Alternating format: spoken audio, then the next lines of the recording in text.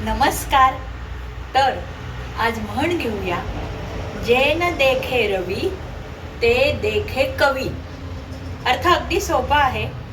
जे रवी म्हणजे सूर्य सुद्धा बघू शकत नाही, म्हणजे सामान्य लोकांच्या सुद्धा काही केवळ जे दृष्टी पडत नाही ते कवी बघतो. कवीची दृष्टीच तशी असते. कवीचा केवढा सन्मान केलाय बघा. आपण जे बघू शकत नाही ते कवी बघतोय. आता उदाहरण सांगते. आपल्या सगळ्यांना तो लांबचा चंद्र दिसतो बरं का, आणि त्या चंद्रावरचे डागही दिसतात. पण कवीला काय दिसतं? एखाद्या सुंदर मुलीच्या गालावरचा तीळ. केसात फुलं घातलेली स्त्री आपण बघतो, पण कवीला काय दिसतं? ती फुलराणी दिसते. किंवा एखादी नदी आहे, एखादा मोठा वृक्ष त्या नदीच्या काठावरती वाढलेला आपण बघतो, पण कवीला काय दिसतं?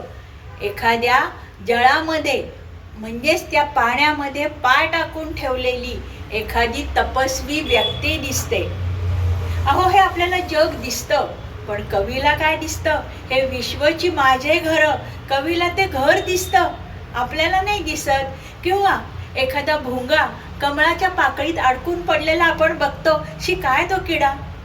पण कवीला काय दिसतं? कमळाच्या पाकळ्यांनी आपल्या प्रेमाने बांधून ठेवलेला प्रियकर दिसतो. म्हणूनच म्हणतात, जे न देखे रवी ते देखे कवी. तुम्हाला हे उदाहरण आवडलं असेल तर लाईक, शेअर, सबस्क्राईब करा.